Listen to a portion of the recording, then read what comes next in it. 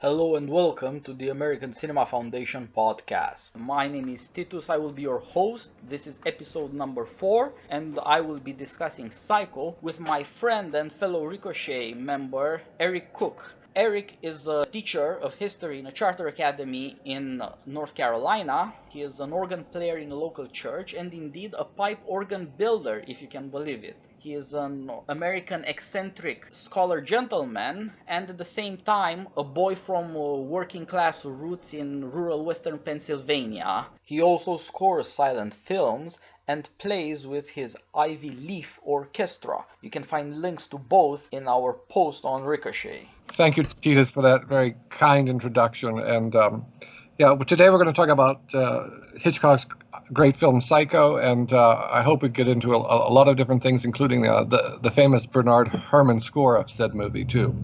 Yes, Eric is particularly suited to talk about the score, and of course I will defer to him on that matter. But first things first, we'll start with unusual setting for the movie. For a movie famous, memorable even now for shocking scenes, it has an incredibly banal beginning that is at the same time telling. The more you pay attention to what happens in the setting, the more the rest becomes predictable, which of course for some might spoil the movie, but I imagine that since its release in 1960, everyone has seen it.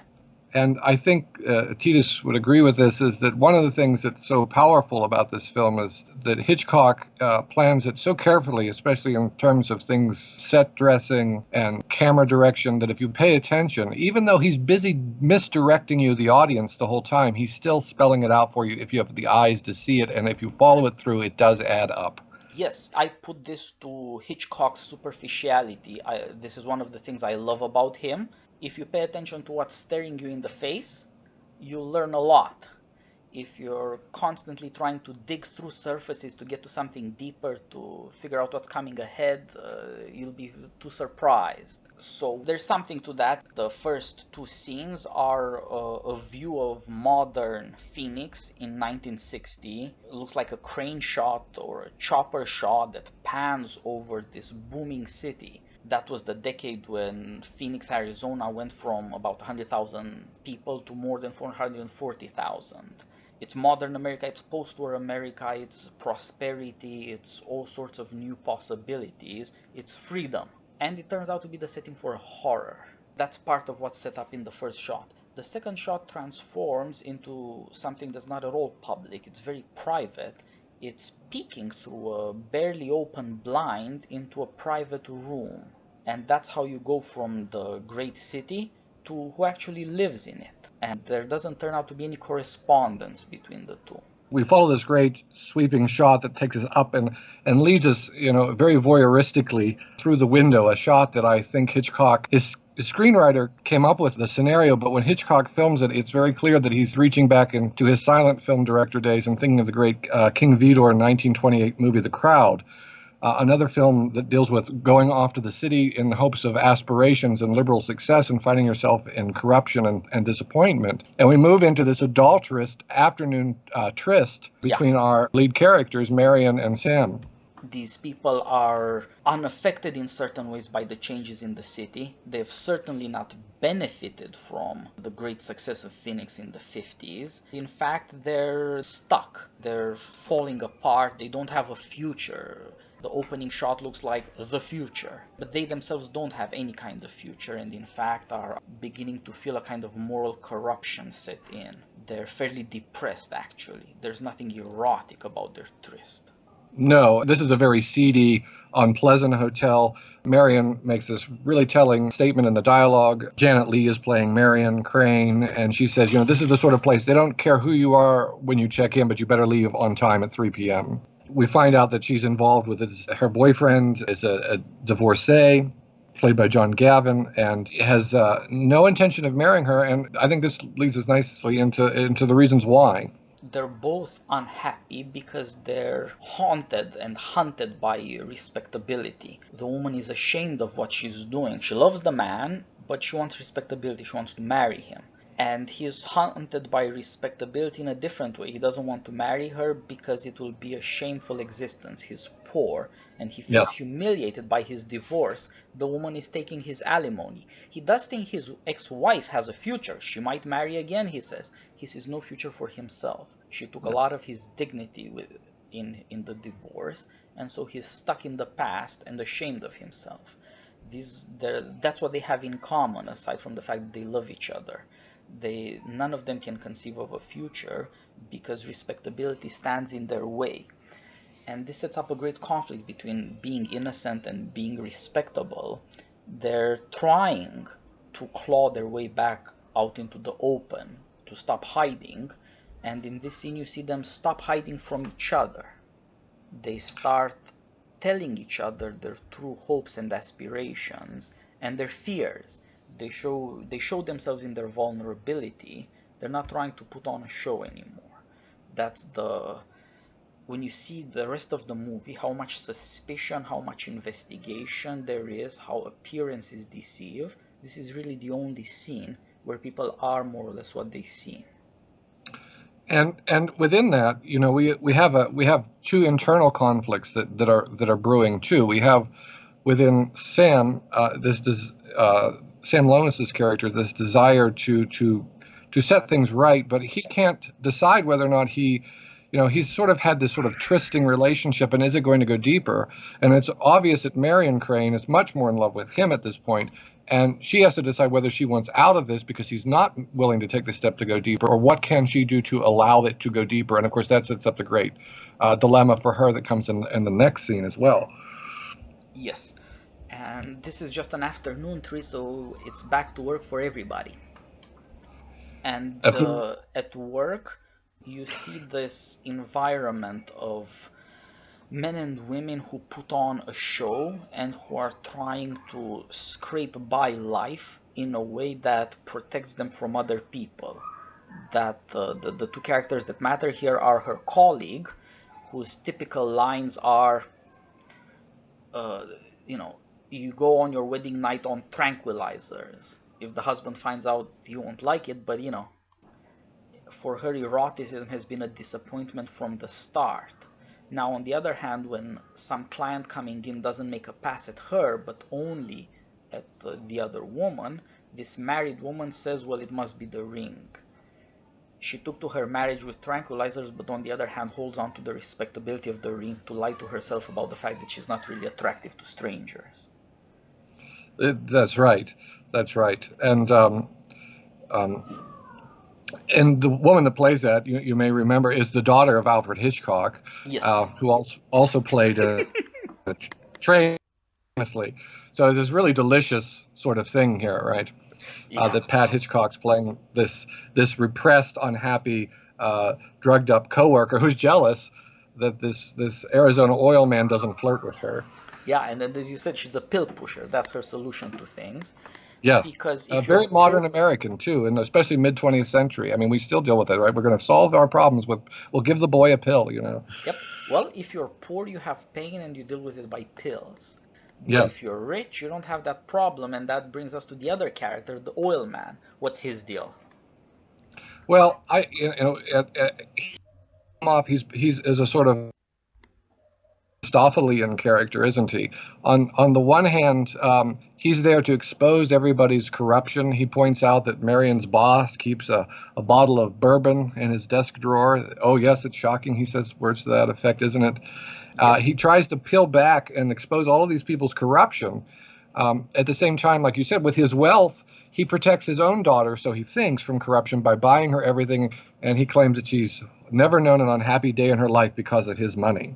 Yep. That's what he says. Money keeps unhappiness away. Money does for the rich what pills do for the poor. And he tries to tempt our heroine as well. And he does this in two ways. One of them is he makes a pass at her that's shockingly incestuous. He's talking about my girl, and he then explains when he sees her shocked that I don't mean you, I mean my daughter, but then spends the next the part of the scene staring at her in the most leering way. Yeah.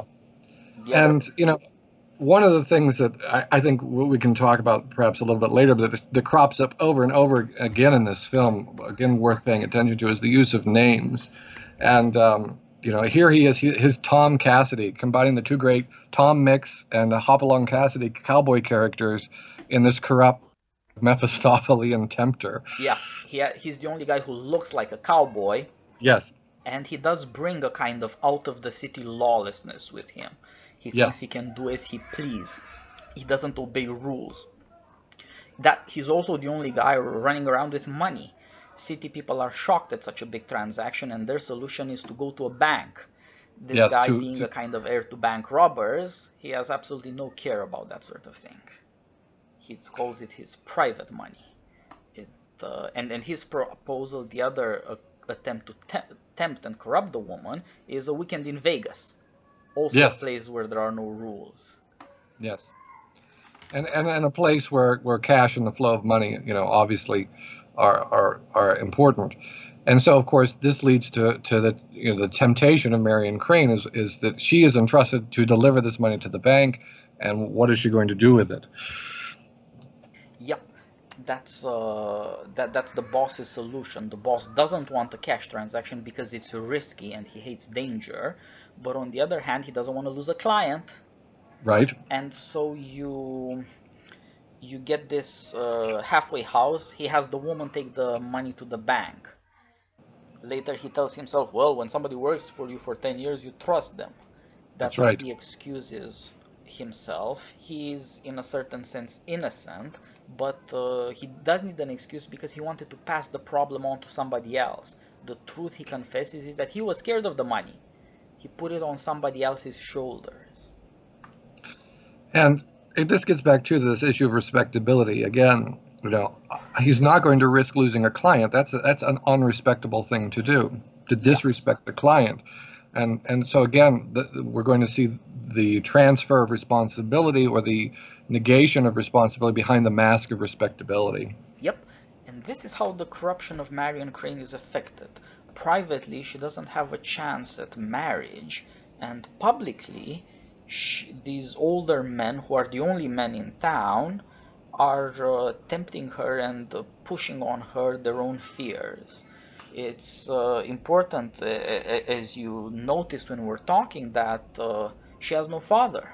Mm-hmm. She has a mother and a sister, but no father. And the moral authority is the mother, right? Very important. And one of the things we also notice is that this is a film that's lacking in fathers and father figures almost entirely. Yes. You just have the boss who abdicates any responsibility of his own. Instead of taking the risks himself, he pushes it on the girl. And the other out-of-towner who's all about the risk because he thinks about having his own way. Yes. And the one father we do see is an emblem of utter corruption, of course, and that's Tom Cassidy's character. Yeah. He thinks he can buy stuff for his daughter, including a house in town. She's about to get married. This also seems to humiliate Marion, who herself cannot be getting married, much less have anybody buy her a house. Instead, she has to waste her time in motels. And this obviously grates on her. There's something else. I mean, just to get a measure of the character, this Mephistophelian character, and his apparent innocence, his characteristic joke is, it's hot in here, as hot as fresh milk.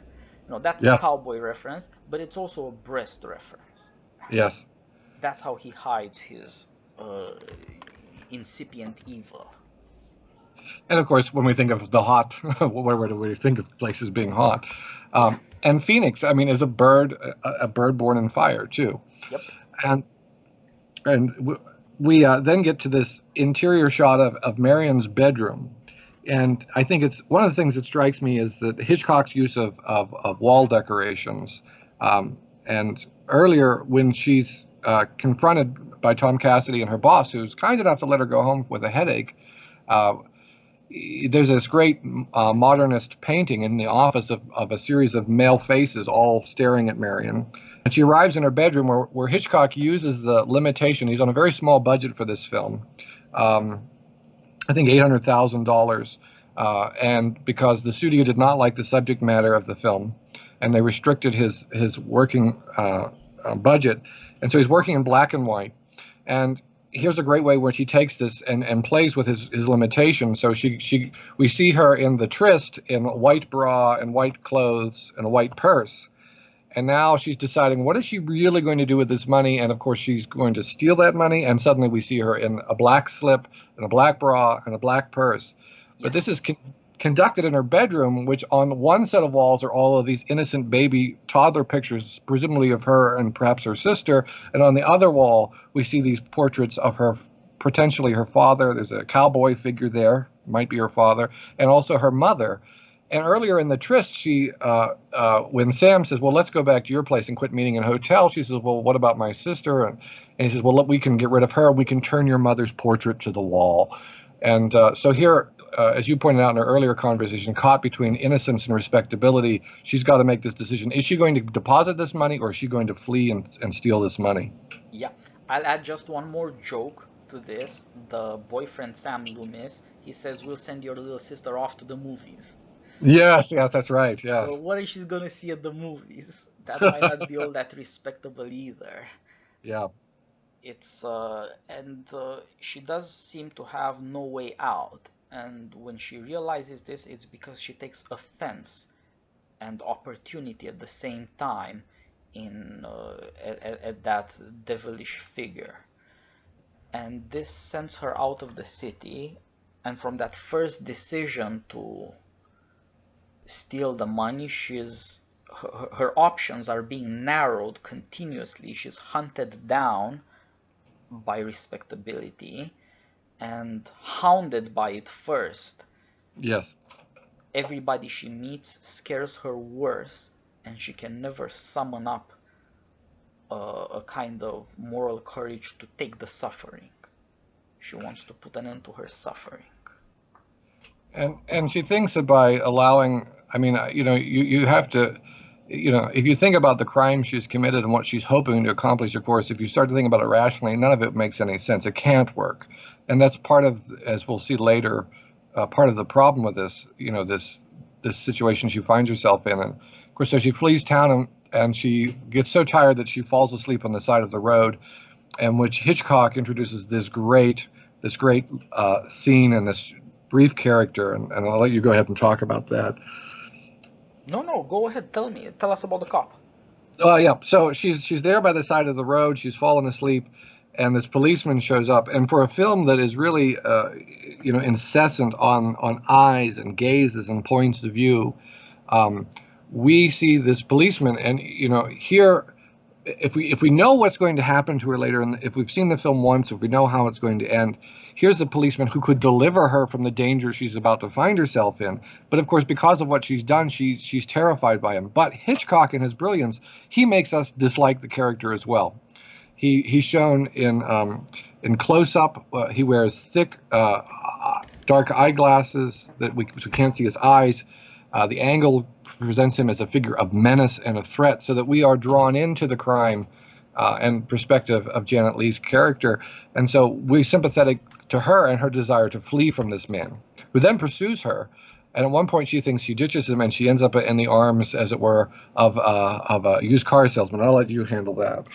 Yeah, there's Deliverance, used car salesman, America's favorite character. You're right, the policeman is actually the only guy whose eyes you cannot see. He gives authority, police the city, this incredibly ugly look. Mm-hmm. And then he's the worst of respectability in a practical sense. He doesn't arrest her on suspicion or search out or trying to interrogate her. He just wants to scare her. Yes. And he follows her around in this menacing way that never really adds up to anything, but multiplies the fears to which she's already succumbing. And so very quickly she moves from an interior dialogue where she imagines what her boyfriend will say when she meets him. She wants to run away. And of course she's going to paradise, from sunburned Arizona, which is a desert, to California, which is a paradise. Who doesn't want to live in California? Well, that doesn't turn out well for her. But the interior monologue changes before anything else. She's afraid when once her boss spots her in a car at the pedestrian crossing, then the cop follows her around, gets her registration and her number, So there's all this trail that she knows is going to add up, and she's already Yes. afraid on Friday afternoon and Saturday what's going to happen Monday morning. Right. Your freedom, your running away is really a weekend affair. But official public life, with all its threats in her case because she committed a crime, is going to all start again on Monday morning. And this drives her to a used car salesman to change her car. She thinks that if you change your car, you can get away. It's America. A car is freedom. That's And right. it's freedom of the soul. What turns out to happen here is the really weird. She's in such a hurry to buy a car that she won't take it for a spin, she won't take a look at it, she won't haggle over the price. And the used car salesman shows this kind of combination of corruption and respectability. He wants to give her as many chances as he can so that there won't be any trouble for him. Yes. And he doesn't want any trouble because he suspects that something's very wrong, but neither will he really engage her in a meaningful way that would be helpful here either. Right? She's just like her boss. He can't turn away a client, but he's wary at the same time of dangers. He says, the first client of the day is always the most trouble. Yes. But he can't say no. He says, I'll just make you such a sweet deal you don't have anything to complain about. But of course what he proceeds to do is what he always does, try to take advantage. But when he sees that he can, that she doesn't push back, he starts suspecting her and treating her badly. What kind of woman is she to accept his proposals? It's remarkable. There's his estimation of his own qualities all of a sudden comes into view. He knows that at some level he's a bad guy.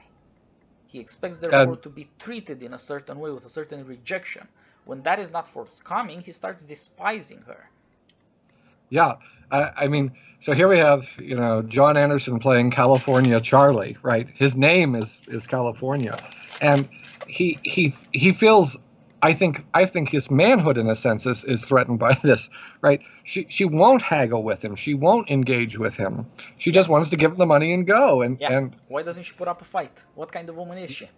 Yeah, it's exactly. Hilarious, and of course it's full of hilarious stuff. Like when the guy says, "First client of the day, always the most trouble." Well, the first client you see at her former job, really is a lot of trouble. It's quite Mephistophelian, as you aptly put it. And this is the final straw for her. She runs away scared of mechanic and cop who are there together talking. And that's it for this one world. She moves into another world that's a kind of past. She's on the highway. It's raining heavily. She's blinded by the lights of incoming traffic. And in all this confusion with all her fears, she ends up somewhere quiet. And that's the Bates Motel. Yes, and of course, as you pointed out, and as others have noticed, the Bates Motel is a place that time has forgotten. The highway has changed. She's off on the old highway, and she's now in a place where the lights are kept on as a mere formality. Again, respectability. We just forms and go through with the motions, even though there's no longer any life here in a sense. Yeah, we'll have to get to that because Norman Bates is so interesting for his horror irony. There's such a thing as tragic irony. When you hear Oedipus talking in Oedipal tragedies, he says truths he himself doesn't understand. That's also true of Norman Bates. He says true things that he doesn't quite understand, that reveal him, if only somebody would pay attention, but nobody pays attention, of course.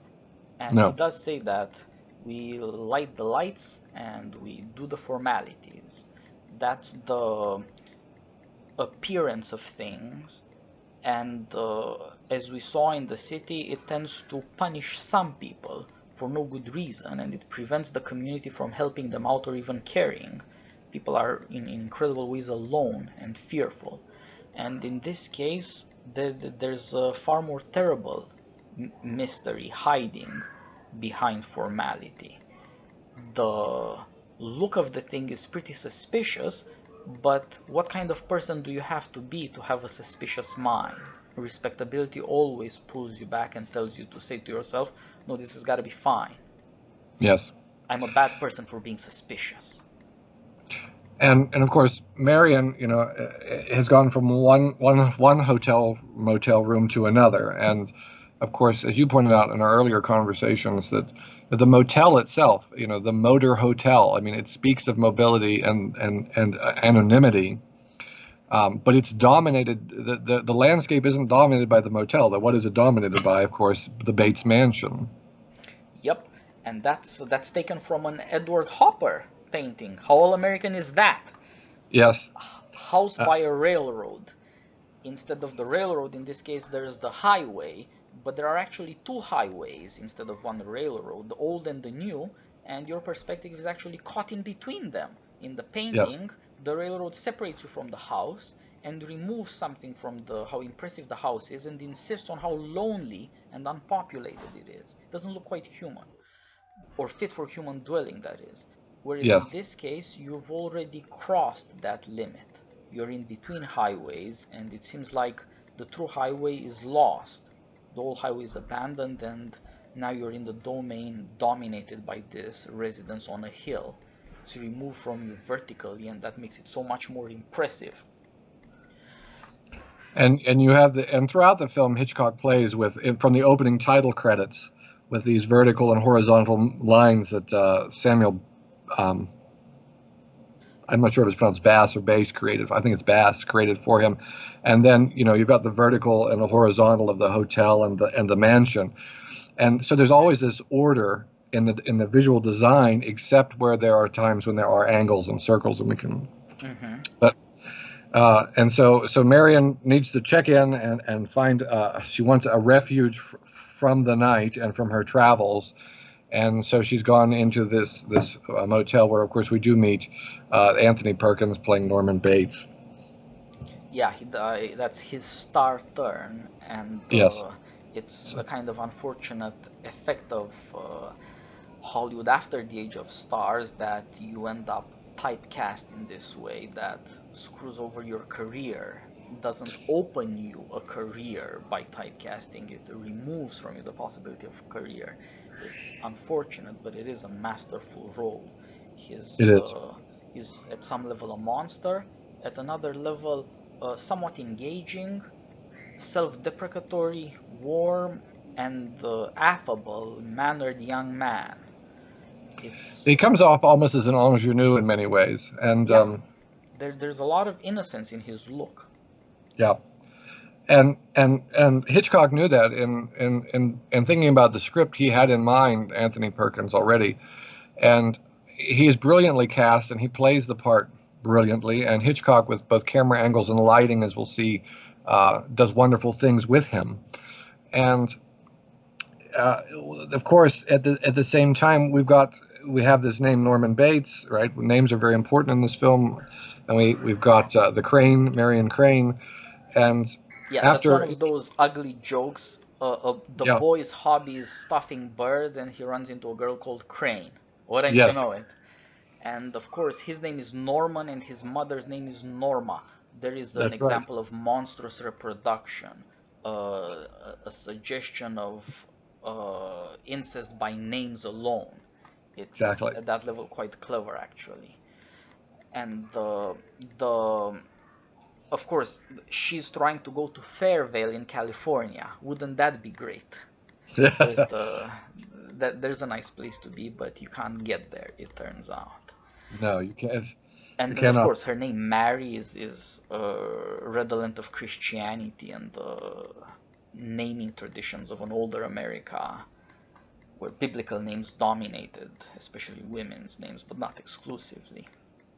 And we even see that in her love interest as Samuel, who should be a prophet, who should see things. But ironically, as she's traveling to meet him, he's busy writing a letter to her saying, let's get married anyways, never mind the money, we'll make it together, hearkening back to her offer to lick the envelopes or the stamps that he sends out with his alimony check. Yeah, and so you see that he learns from her example of self-deprecation, of self-humiliation.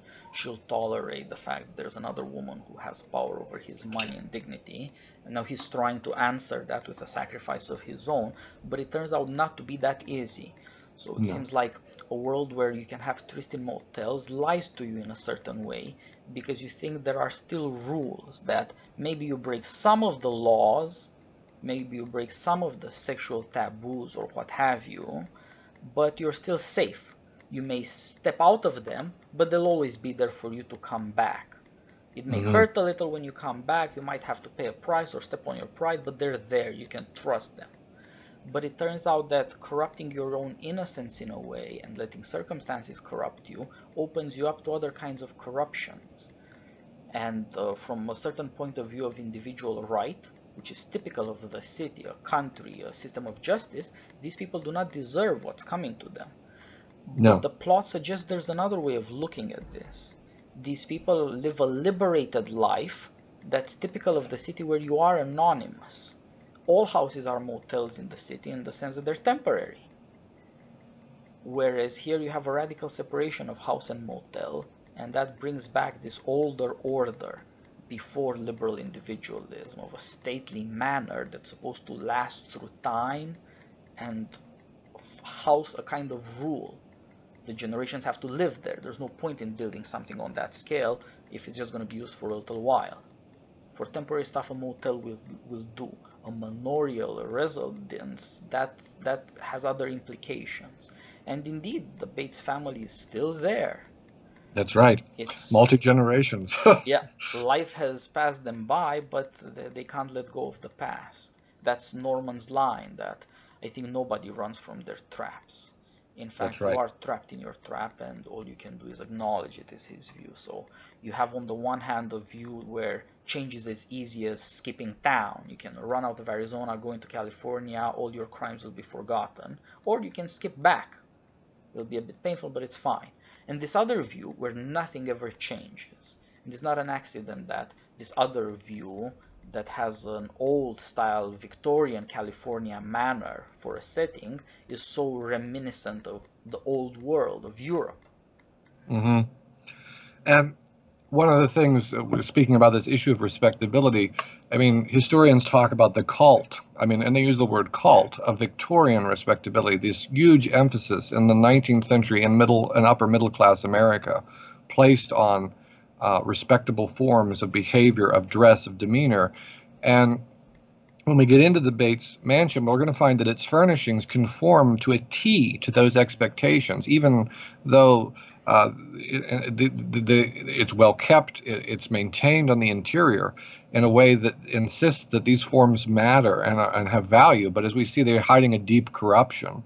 Yep. And the bridge between these two is that Marion is invited to have something to eat with Norman, and he goes up to the mansion and he has an argument with his mother that she's able to overhear, in which she denounces this as an attempt at a sexual assassination, and denounces Norman for even thinking of such a thing. And so he retreats from the mansion back to what he calls the parlor. Again, a very old-fashioned word, right? We don't use the word parlor. Even in the 1960s, we rarely would use the word parlor, except maybe in an older home inhabited by older people, to this parlor behind the hotel office to eat. And his office, in contrast to the sort of nondescript furnishings in the rest of the hotel interior or motel interiors, his office is furnished with castaway Victorian furniture and artwork and knickknacks, and of course his stuffed birds. And there he and Marion are confined in this wonderfully carefully calibrated conversation about their individual traps. Yep.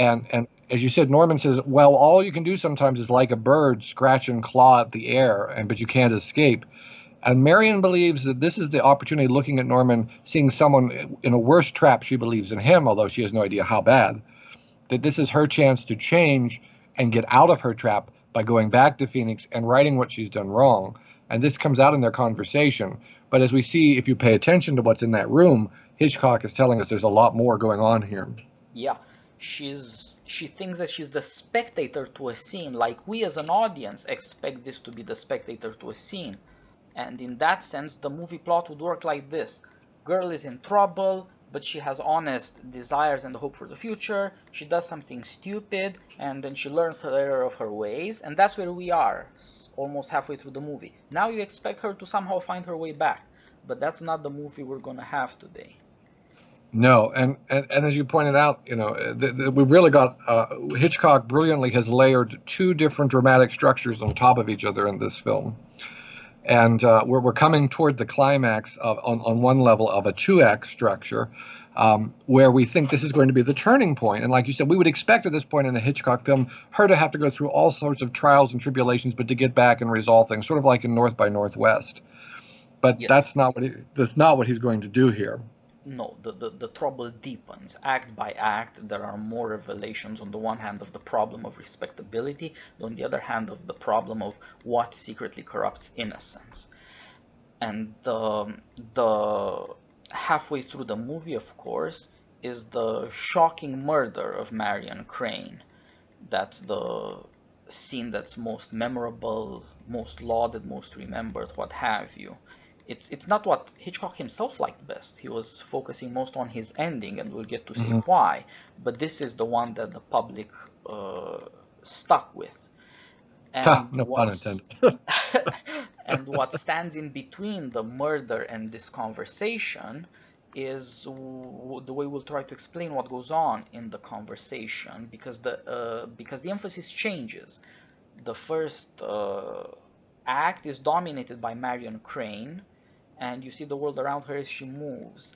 Now the world is dominated in a static way by Norman Bates, and you get to see the world he made for himself, or the world that best puts him on display. He stuffs birds, for example, he says, because they're so passive. He doesn't like stuffing animals, especially not house pets, because you expect them to be active, alive, warm, moving, and they're not. He has an awareness of the fact that when you try to take control of things, and that you kill them. And when you can have control over their form or formality, there's no life left. And his solution is to settle for birds. They're possessions, they're of your own making and under your control, but on the other hand, they don't feel shockingly lifeless, so you can lie to yourself. And go on. Go ahead. No, go ahead. Oh, and the other thing, of course, is the paintings in the room. One of the paintings serves literally as a barrier between his room and her room, between life and death, and between the one part of the movie and the other part of the movie. So talk to us about the painting. Well, the painting has often been a source of controversy, but I think it's pretty obvious that we can identify it quite clearly now. Also, interestingly enough, in the original trailer for the film, Hitchcock takes you into the parlor of this scene and on the set, and says very clearly, speaking directly to the audience in the camera, behind this painting is the key, he says, to what's going to happen. And the painting is a Baroque painting by Wilhelm van Mieris, and it depicts the assault on Susanna by the elders, which is found in the apocryphal book of Daniel. It's an addition to the book of Daniel that's in Protestant Bibles. It's in Catholic Bibles. Some Lutherans and Episcopalians use it. It's not found in the Jewish scriptures, but it probably was in the Septuagint. And in the story of Susanna and the elders, Susanna is an innocent Jewish woman who goes to take a bath. It's very similar to David and Bathsheba. She is observed by two corrupt, immoral elders of the community in exile in Babylon. They proposition her for sex. She refuses. They turn her over for torture and death by stoning. They accuse her of having had an adulterous affair they observed with a young man. At this point, the prophet Daniel steps forth from the crowd and says, let me examine these two men independently to determine the truth of what they're saying. And he cross-examines them and says, well, what did this tryst that you observed between this man and this woman, what was the tree that it took place under? And one says that it was under a yew tree. The other says it was under an oak. And on their discrepancy of which tree it takes place in, their corruption is exposed to the community, and they instead are stoned to death. And Daniel is hailed as a hero. And interesting, this is the scene that Shylock refers to in the great trial scene in Merchant of Venice when he says, behold a second Daniel. And so in the mid-1950s, this story of the voyeuristic and corruption hit a chord with a number of people. Picasso paints it in 1955 in a framework that's very similar to what we see with the peeping Tom hole that's behind this painting that Norman uses to spy on Marion Bates as she disrobes before the shower scene. Carlisle Floyd writes the opera Susanna. It's setting it in rural Appalachia and is a big hit on the art music scene in 1955. So Hitchcock takes this biblical scene and uses it as this bridge then into the corruption of this character Norman Bates. Yeah, in the long trailer, we'll attach it to the post. You can see this short 6.5-minute film where Hitchcock introduces the setting in an incredibly comical fashion. He calls this painting something of great importance. And of course, the tendency in the movie is always to dig deeper and deeper to find out what's happening next, what this scene is hiding about, say, the next scene. And Hitchcock shows you the painting being removed, an eye staring through the peeping hole, and it makes Norman Bates seem like he's the elders staring lustfully at Susanna. And in this case, however, the girl has committed a kind of adultery, and she does not get rescued. The biblical story is changed because this will not be a moment of providence and prophecy. This will be a moment of wrath. This is the kind of Christian horror story where instead of the providence of God, it's the wrath of God that follows on misdeeds or sins or transgressions. But Hitchcock also makes two other points. One of them is you are Norman Bates. The audience is engaging in this kind of voyeurism. As we said, from the second scene on, all the interior scenes, her apartment, the motel where there's the tryst, her innocent sleeping form spied on by the cop whose perspective the camera assumes for our benefit, and now this perspective we see as Norman Bates sees through a circular lens. He could not make it more obvious that this is not merely an incrimination of Norman Bates or the old antiquated order that's crooked, corrupt, that he embodies perversely, but there's something wrong with the audience. There is a curiosity that's violating innocence. And the other point Hitchcock is making is that we tend the wrong way around to remove surfaces, to get inside of things, to cut to the core, whereas what we should be doing is staring at the surfaces. The painting of Susanna and the elders isn't just there as a kind of comparison for the plot itself. What kind of young woman? Has she committed adultery? Who will be doing the investigation? Will she be delivered? Does she deserve to be delivered? All these questions from the biblical stories define the plot with all the differences. To understand the plot, you understand it in relation to that story. And in that way, the symbol, the painting, is an argument in shorthand that you need to work out at length as we are trying to do now. The other thing he's pointing to is paintings. This veterotestamentary scene was a big subject in the Renaissance as well. And there are two other paintings in the parlor that are big Renaissance pieces. Both of them are about the relationship between Aphrodite, goddess of beauty, splendid female nude, and Eros, the little child with wings and bow and arrow, who's supposed to be the god of love. Now, one of them is a Tizian painting, which would be incredibly valuable. The other one is a lesser known piece by a man who was the most famous Rococo painter in France, Francois Boucher, who more or less defined 18th century taste at its height, and who is famous for a great phrase that explained his style of painting: nature is too green and badly lit. And a man who liked nature, including its ugly parts, way too much, Hitchcock, is putting this painting on display to show you that there's something wrong with this kind of painting. And he does it in two ways that are related. One of them is he shows you all these scenes where Aphrodite, beauty, emasculates Eros, desire. You can look, but you can't touch. And they're as follows. One of them, the French painting, is Aphrodite consoling Eros. Eros has failed, desire is impotent, and beauty overwhelms it in this mothering and smothering way. The little boy Eros is obviously angry and won't be consoled, but he can't escape Aphrodite because he's powerless. And she dominates the space. The other one, the Tizian, is Venus with a mirror. In this case, all the desire does is hold up a mirror for beauty. Beauty only loves itself. It cares nothing for anything else. And these, of course, bring up the erotic conflict in the Bates residence. And this connects to what has been happening in the story, the erotic catastrophe that is Marion's and Sam's failure to marry. These people think that being alone, without parents, parental authorities, in secret from any public authority, they think that they have liberated themselves from the old laws and are just chafing under what's left of those constraints. But instead they have unleashed new kinds of forces. The young Bates stands for one kind of force, crimes of passion. Without restraints on eroticism, a new kind of violence is coming. And this was just prophetic about the 60s and 70s, of course. The other shows the conservatism of Alfred Hitchcock.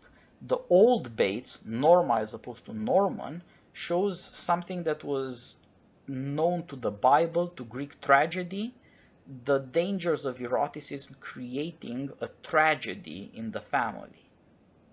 Family could exist apart from the city.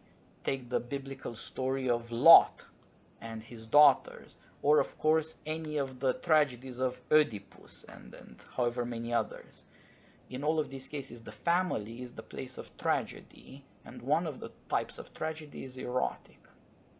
And this part of the dark, distant past has also been released by destroying the limits on public authority, the authority of the fathers who are notoriously absent in this story, and of laws that search into people's lives and keep them away from the darkest dangers of eroticism. This brings us to the second part of these paintings. They give you these beautiful things, beautiful paintings, in which beauty, Aphrodite, dominates love. These are objects you can have control, but they're supposed to be innocuous. Eros is not supposed to be at all dangerous. It is utterly emasculated as a little child. And from a fairly Christian conservative perspective, Hitchcock, through his plot, shows that that's not true, that eroticism is utterly capable of creating monstrosities, and that people should be paying attention to that. But of course, you have to pay attention to the surfaces, what's literally visible on screen, rather than trying to go digging deeper through the plot to notice these things. And that is the center point of the movie. Marion Crane is murdered more or less at the half point. She doesn't get an arc, so to speak. It's just a fall. And of course, Hitchcock used this to great advantage. I mean, he wouldn't allow the audience in. You couldn't be seated late for the film, and he swore everybody on the set to secrecy to maintain the star, which the elimination of the star figure from a picture at this point was, I think, almost unprecedented, if not unprecedented, in the studio system. Pretty much. And it's interesting too in the paintings is that when you look at both of them, if you look at Venus consoling Eros, at her feet are a pair of birds, of course. And likewise, another detail is that throughout the film, Marion Crane avoids mirrors. She avoids them, seeing herself in a mirror. They disturb her. She flees for them both in her home and also in the bathroom, when she goes into the bathroom to count out the stolen money to pay for her used car. And so she avoids looking at things on the surface and therefore dooms herself almost. And yet at the same time throughout the film, there's also this sense that she won't do certain things. She doesn't eat. In the tryst, we see an uneaten sandwich, and until she sort of reaches a confessional point, there is some interesting thinking. I think that she sort of has a confessional moment in an indirect way with Norman, and she's finally able to eat and, of course, be cleansed in the waters of baptism of the shower. But at that point, as you said, the horror for a Christian is this should be the beginning of Marion Crane's redemption, and instead it's the snuffing out of her life in a violent tragedy. Yes, you do see her talk to Norman with a new honesty and an attempt to live through her mistakes and see them through rather than running away. And she does enjoy that shower way too much. It's clearly a kind of moment of hope for her. And it turns out not to be that way. It turns out that running outside of the city and running away from the laws by which public life is conducted opens you to dangers you didn't even know existed. And that explains something about watching the movie from the beginning. It starts from such a banal setting that you have to look at with as suspicious minds as ours are, because otherwise it seems perfectly, not necessarily innocent, but banal, uninteresting. You don't see how horror is going to arise out of this up until you ask yourself, is pills for the poor and money for the rich really a way to organize a city? Is this kind of attempt to drive eroticism into seedy commercialism on the one hand and on the other hand into the pretense of respectability, is that going to work out? It's a city without fathers. It is, as it were, without founding. It's a city that's all about growing, and some of the outgrowths actually are quite dangerous, and although they're not themselves so corrupt, they lead into other things that are much more corrupt and can't be recognized as such. And now the drama switches from Marion to Norman, and it becomes his picture at this point. Yes, he dominates the discussion in the second act, and as we've tried to show, all of the psychological complexity in the second act is his.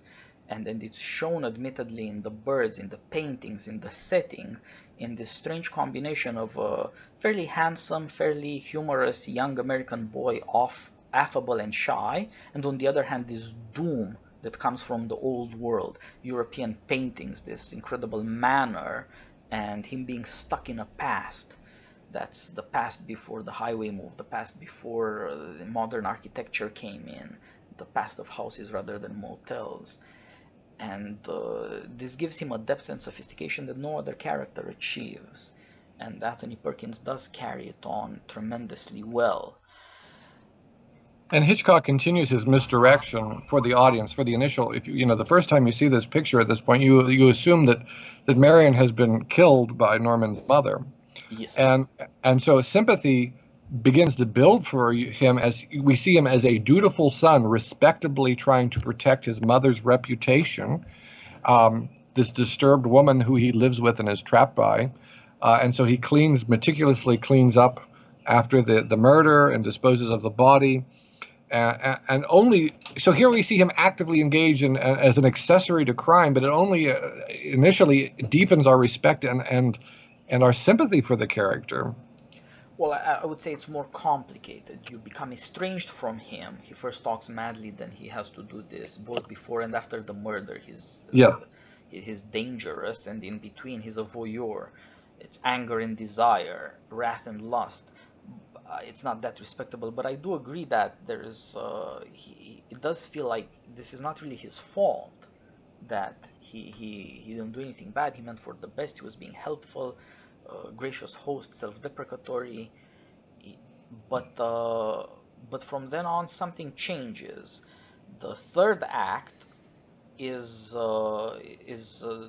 dominated by Marion's sister Lila and her boyfriend Sam Loomis, and their attempt to work out suspicions from the image of respectability and the power it has to run people's lives and to move them in certain ways. You have a kind of alternative to it, suspiciousness, and this suspiciousness meets all sorts of resistances, and this is the deepest part of Hitchcock's analysis of this conflict of innocence and respectability.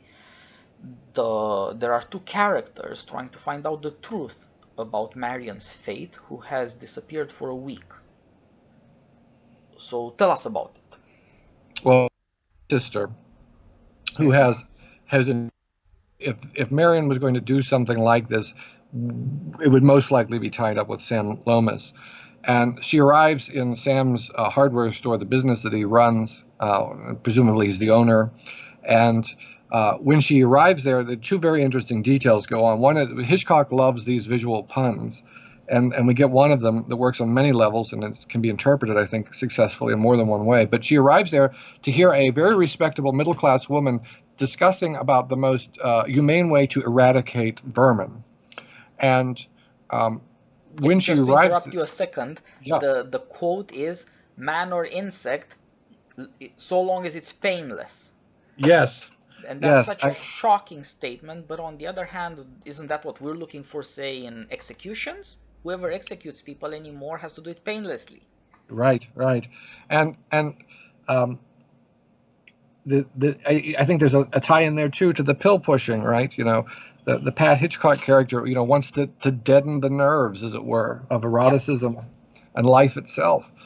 And we find Sam in his office at the back of the store, and there's a wall between Sam and the store with windows, but there's an additional wall that Hitchcock and his set dressers have placed there of garden rakes and tools and pitchforks. On the one hand, they're sort of bird-like, claw-like. On the other, you know, we think of him clawing out of his own trap. They're also a segment. And finally, there's a great pun. Sam has been to this point a rake in the classic 18th Hogarthian, you know, tradition. And he's also trapped behind his own rakes, as it were. Yes. His rakishness have put him in this position. Yes, it's very well set up. Yes. And of course, the other person that comes on the scene almost immediately thereafter is Arbogast, who's this private detective.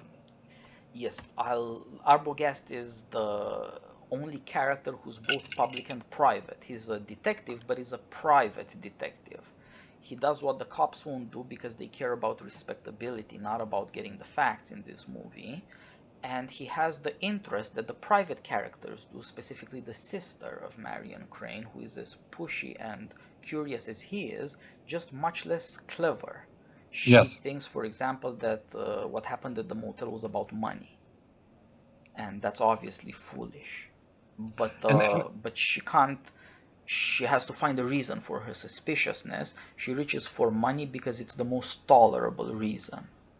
It's the only one that doesn't involve any scary things, like we have been discussing.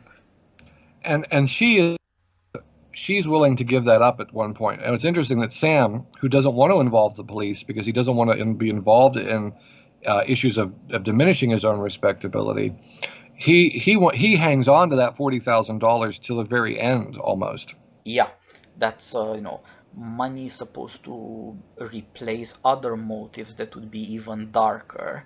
And you could see how that makes sense. In the modern world, people don't have wars. They have the wars of Burger King and McDonald's, or, you know, Coca-Cola and Pepsi, or Wall Street versus Silicon Valley. Money wars. Kinds of wars where nobody has to risk their lives. It's easier to think of things that way.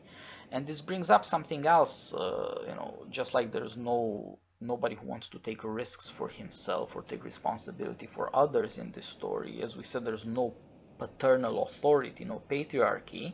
You also see that the men don't want trouble. They want to avoid thinking as much as possible. All the suspicions come from women, and the women have to badger men into doing things. And so it is the girl that badgers Sam into investigating. It's her suspicions at every point and her sympathy with the detective. She sees that they have something in common, and she also sees that he's smarter than her, and she tries to follow in his footsteps. But before they can get there, they have to go to the sheriff, because Sam Loomis goes all the way to the motel and comes back. This is the only guy who takes a look at that motel and can't be bothered to notice anything. It's amazing when after you see all that happened in that hotel. There are 2 murders at that point. But this man is thick, and he's thick because he's all about respectability. He doesn't want to get involved in other people's problems. And you can see there are kind of male and female. Male is about establishing property boundaries, but female is about living within those boundaries. And so he doesn't want to get involve himself in somebody else's something. When the investigator comes into his shop, soon he wants to drive him out because this is his place and he wants to defend it. But he doesn't care much about what happens in it. And so instead of finding out what happens at the motel, they first have to go to the sheriff, the local sheriff of Fairvale, California. And this guy is also all about respectability. It's even more shocking in his case because he knows of the horrible events that happened 10 years back at the Bates residence. The murder-suicide, he calls it, of Bates's mother and a lover of hers. And he also puts the least troublesome construction on things possible. Norman just found them there. He's just a passive spectator, and things just happen that way. He doesn't think that this might have any consequences, doesn't care what it might have done to the boy. The fact that he's alone there is of no importance to him, and he insists on there being no trouble. In his case, please. And even the fact that they keep insisting that there's interaction with a woman who's his mother, knowing that the woman is dead, and only the sheriff's wife registers anything at this point, as if, wait a minute, isn't this a little strange that multiple other adults have gone out there and think that there's a woman that's Norman's mother? Yes, in this case, again, it's the woman that pushes the man into something, but all he does is make a phone call, a courtesy call, and it turns out that he'll put up with whatever lie he's told because he can go back to his respectability. Exactly. This is what pushes Sam Loomis to do what Lila wants, go to the motel. It's the anger, the exasperation of being treated like a child. And this is how they end up at the motel and find out the truth. And that leads to bringing Norman to justice, you would think. But then you come to the weirdest part of the movie, the ending. The one thing that Hitchcock kept the most secret. He didn't even give the script for the ending to his crew before he had to film it, because he didn't want them to know, and he didn't want anybody to say anything. They also maintained the fiction on set that there was a role available for an older female actress to play. And as you pointed out, I did not know this, that even Helen Hayes had been bandied about in the pre-press releases and so forth.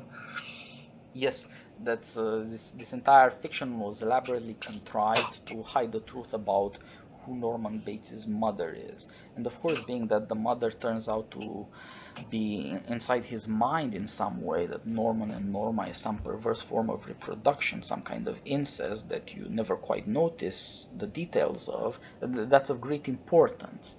And this brings us to this final conflict of innocence and respectability.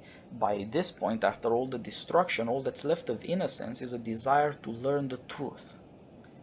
At this point, everybody knows, yeah, Marion is dead. All these people are dead, but at least there'll be no more dead. That's all that justice can do, put a stop to it. But what's left of innocence is finding out the truth, which is what the sister and boyfriend want to find out. Who's gonna stand in their way after they've even overcome the sheriff? A psychiatrist. Yes. Young Mr. Freud, Mr. Pop Psychology. Come on, tell us about this guy. I again love it. His name is Cashman, right? Richmond. Or Richmond. Richmond, excuse me. Of course it is. Perfect. He's going to be a rich man. He's going to be a psychiatrist. Modern America. We'll put everybody on the couch and we'll give them a pill. Right. And in the 50s were the golden age of everybody having a shrink. Yes, exactly. It gave us Woody Allen. Yeah.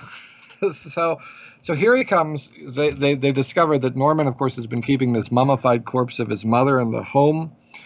He has sort of devolved into this person who inhabits both himself and his mother in his own corrupted mind and soul.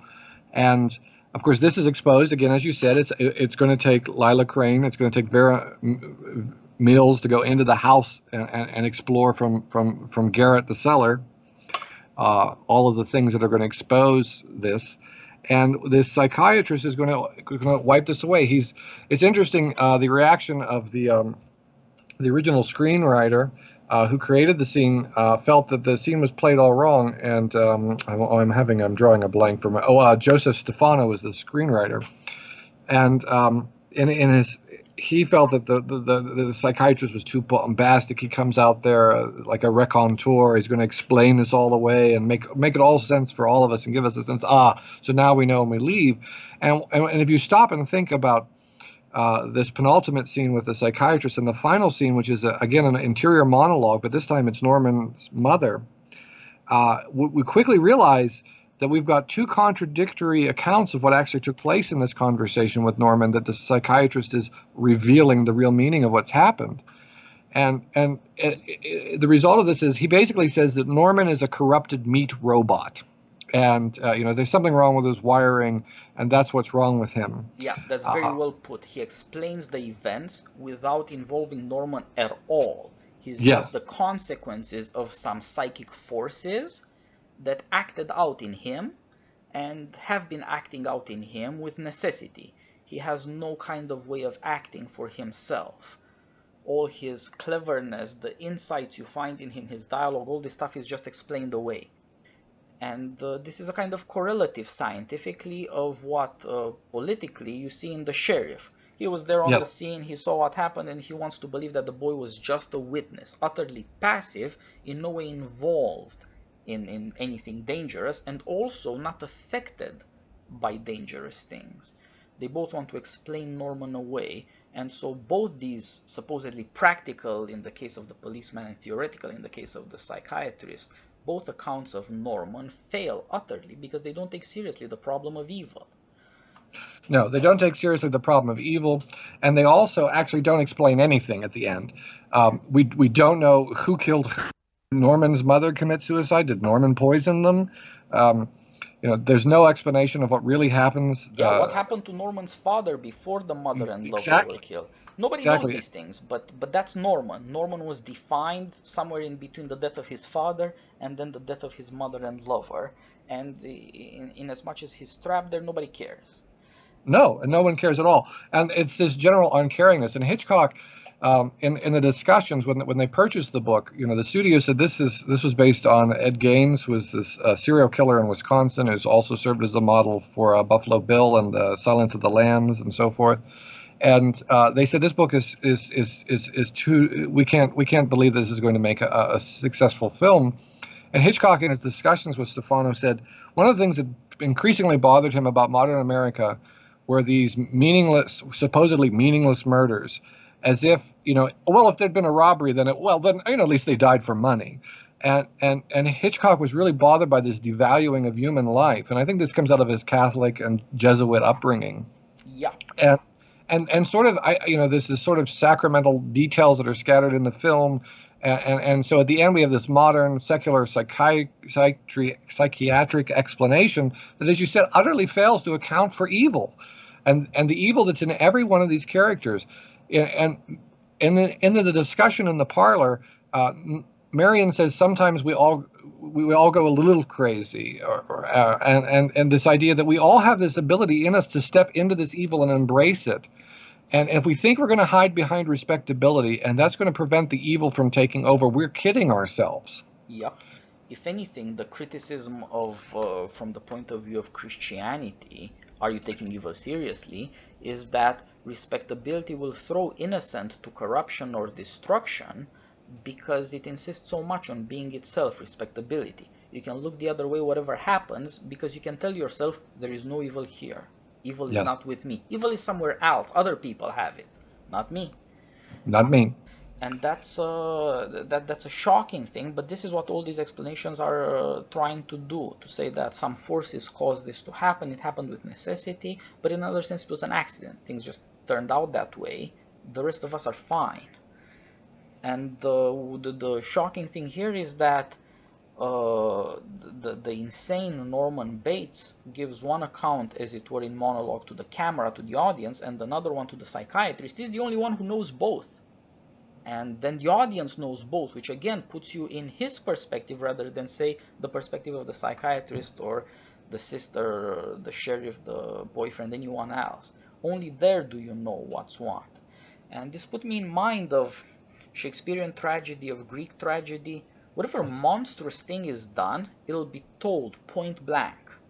Whereas in this case, you don't know these dark origins, and that comports so well with starting and trying to end in such a banal city setting, trying to say that there's no evil, that there's no problem here, this just happened, you have to get over it. Fairvale, California got over whatever happened in the Bates residence 10 years back. It's gonna get over this one too. Yeah. In a certain way, people belong to the city, and the city just doesn't care. The city just goes on. It's only the sister and the boyfriend who really care and pursue this, and of course the Hitchcock figure, the private detective, who has the suspiciousness and the curiosity of a woman and the public character and authority of a man, but he gets himself killed in the pursuit of money out of evil stories. Whereas Hitchcock, of course, never got himself killed. He did do all sorts of awful stories for the money, but he did it safe. He didn't try to solve the problems of people. It's words to the wise. And I think, I think that you've hit on something. I think this is kind of why, and I think in the modern world, the private detective, he does inhabit both this sort of male and female realm, in that he has to have intuition, typically ascribed to the woman. He's got to have a sort of, as we'd say in Western Pennsylvania, nebbiness, right? He's got to be prying into people's things. Mm-hmm. And yet he does. He combines this with a masculine swagger and bravery and heroism and a public responsibility, even though he does it in a way that's awfully very seedy. Yeah. And it's that's interesting. The world he lives in, right? Yes. But he's a necessity for the city, isn't he? He's part of the city. He has to exist for the city to function. But he's a kind of complement. He's Yes. in certain ways outside. Yes, he's both in and he's of the world but not in it in some ways, or in the world but not of it. Rather, yeah. And I think this is the ultimate in the criticism of Hitchcock. This is a kind of conservative criticism, but it is a criticism of both conservatism and liberalism. Yes. It wants to teach liberals that the notion that you can free yourself from the law without stepping into chaos or evil or both is deluded. But it also wants to point to conservatism that its splendid past hid incredible evil, and that the reason we wear the mask of respectability is to tell ourselves there is no evil here. And that leads to something about Hitchcock. He takes something lowbrow like horror, something so ungenteel, unrespectable, and on the other hand something as high as Renaissance, Rococo, Baroque paintings and sculptures and other works of art, and he puts them together in a kind of middle-brow thing, which is American cinema. Now Yes. that means that the low vice of curiosity is preferred to the not quite sound virtue of respectability, but it is done in the service of self-awareness. It is trying to tell the public, we all, the respectable people of this world, that we all as an audience of dark, dangerous, prurient, titillating, sensationalistic stories, we're not that respectable after all. We should learn to confront some moral fallibility in us. We should consider that there is some evil among us and we are not entirely innocent of it. The more the plot is persuasive, interesting, compelling, the more we pay attention, the more it's because it answers to something in us. There are dark Yes. passions in our souls as well. And that's part of the moral teaching that movies are supposed to affect. And I think conservatives especially should learn this from Hitchcock, to learn that there are ways to deal with the culture and with society that are neither pedantic nor preachy, but are on the other hand quite plausible and persuasive. I don't think there's a finer meditation on the pervasiveness of original sin in cinema as Psycho. And that's a great concern for Hitchcock. This is what we were talking about. This is why we started this series of podcasts on Hitchcock movies. We're going to do the next family tragedy outside the city story, which is The Birds, which also features birds and a family outside of the city that turns out to be somehow horrifying. And it was, of course, the movie he made after Psycho, so they're connected.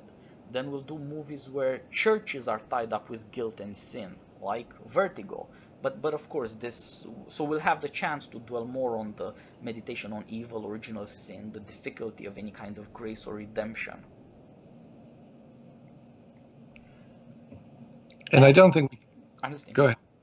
I don't think we can end a discussion of Psycho without at least briefly talking about Bernard Herrmann's wonderful score for the film. Of course, here I defer to you.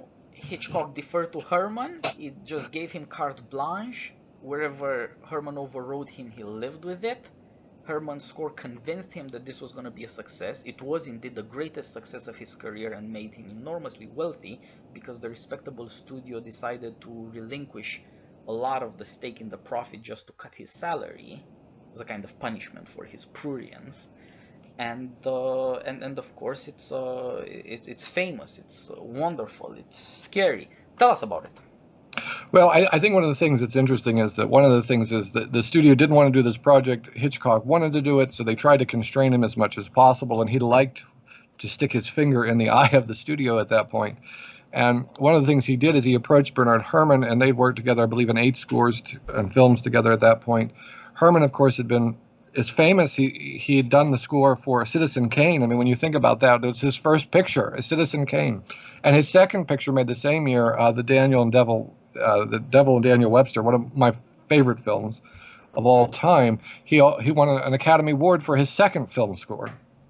So Bernard Herrmann is really a pivotal figure in the American film music history.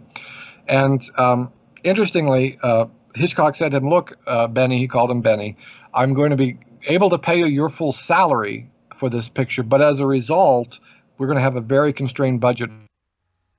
And so they decided to settle on a string orchestra to do all of the scoring, as opposed to the lush orchestral scores you'll find in some of their earlier collaborative efforts. And Herrmann went back, and one of the things that we talked about, visual puns, when Marion Crane's sister is investigating the Bates mansion, eventually she finds her way into Norman's attic bedroom. And there are a couple of interesting things. She finds a book with no title or publisher's information on the spine, and opens it and raises an eyebrow. And of course, those sort of books were Victorian pornography, and the expectation is that she's seen something pornographic. There's an open desktop phonograph with an LP on it. She walks over and peers into that, and we get a very quick cut of the label, just fast enough to see that it's the Eroica Symphony by Beethoven. And of course, if you write out Eroica, which is Italian for heroic, and look at it very quickly, it doesn't look like heroic, especially in its contents. It looks like erotic. Yep. And so and when Herrmann saw the film, I believe about December, and finished his score by February. I have no doubt in my mind that he saw that record, that title, and decided, aha. And he went back to an earlier composition of his own. In 1935-36, he had written a sinfonietta for string orchestra. I believe was inspired by an earlier work by a colleague, Henry Cowell. Cowell was a very experimental composer, a child prodigy, and not like a generation older than Herrmann. And in 1928, he'd written a sinfonietta for a chamber orchestra. And if you listen to, they're both on YouTube, and maybe we can put the links up. If you listen to the earlier 1928 piece for strings and woodwinds and brass, and then listen to Herrmann's string-only sinfonietta, you can definitely hear some definite influences and similarity, almost to the point of homage, I think, in a couple of the themes. They were both in New York City in the late 20s, early 30s, promoting experimental new music. This is the beginning of Herrmann's career. He worked for radio. And I think when he realized he was going to be writing for string orchestra, he naturally went back to his largest, most complex work for that ensemble. And he lifts one of the cues almost in totality, and this is the music for the Mad House discussion in the parlor. And he takes that movement from his sinfonietta and basically expands it. Later, he would revise the sinfonietta and actually take the Psycho music and put it back and replace his original writing. And then he takes the Eroica Symphony by Beethoven, and I believe he takes it. Other people I've noticed have commented that the Beethoven work, of course, originally dedicated to Napoleon, is a groundbreaking work in which Beethoven takes a single melody and expands upon it for the entire first movement, which is a gigantic, it's as long as most classical symphonies had been to that point. And Herrmann takes the structure, the shape of lines, and the same compositional techniques as Beethoven, and he applies it as if a madman was going to rewrite the Eroica for string orchestra. And I think that's the bedrock. And of course, these great crashing string chords of dissonance in the shower scene. The shower scene would not be possible, I don't think, without Herman's score. And I think it's directly related to these great crashing chords that come at the end of the at the end of the exposition of Beethoven's Eroica as we get into the development. And throughout, he plays around with this idea of madness in a way that strengthens the underlying psychology of Hitchcock's film. And if you take the time to, you can watch and listen to the Sinfonietta by Herman online, and also the suite that he later made from the Psycho score. You could arrange it as a little symphony for string orchestra. And if you listen to those, you can watch them on YouTube with the scores on the line. You can follow along if you're amused. If you read, then go and listen and watch the first and second movement of Beethoven's Eroica, the only two that are on that record label in Norman Bates's bedroom. And I think you can see that clearly that Herman is using this. One of the things we'd mentioned earlier, the vertical and horizontal lines, which represent order in the film vocabulary. Anytime there are angles or swirls, they're associated with madness or danger. And you can find this even in the first movement of this. He starts off with these striking chords, double sforzatissimo, even though the strings are muted. They've got little blocks of wood or rubber on the bridges of the strings to consordino, to make them softer. He plays against that. Again, something only a madman would do, right? And it opens these great striking chords, just like the great striking chords that open the Eroica Symphony. And then he takes these little gems, these little germs of rhythm and motion, and he has both vertical and horizontal, but he also has circular. And he plays around with them in counterpoint, in conversation with what Beethoven does with similar rhythmic figures in his Eroica Symphony. Really worth your time. And I think of all and I'm no expert in Bernard Herrmann's score, and maybe other people have already noticed this. I know others have noticed the similarity between the music when the car is dumped in the swamp, the burial of Marion Crane, and the opening figures. There are these grace notes that run up into figures that imitate the opening figures in the funeral march movement, the slow movement, the second movement of Beethoven's Eroica. But I think there's more to it than that. I think the entire score opened up possibilities in conversation with Bernard Herrmann's earlier score from 1936.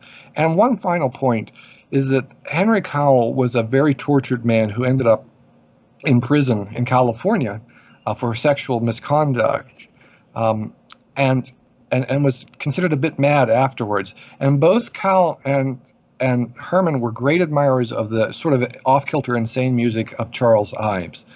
Cowell would go on to write a great deal about Ives, one of the first people to do so, and Bernard Herrmann would be one of the first people to premiere some of Ives's music, including in the first performance of his new Chamber Symphony concert of 1933. The first person that he reached out to tell about that in a letter was Henry Cowell. So I think madness, sexual perversion, and Beethoven and Bernard Herrmann's relationship to Henry Cowell all end up together in that score. Wow, this is amazing, and in certain disturbing ways apposite. If there were a good thing, we'd call it serendipitous. And it fits in a certain ironic way with the fact that Beethoven is the composer of freedom and of the striving of the human soul, of the human being. And the breaker of respectable traditions in classical music. Yep.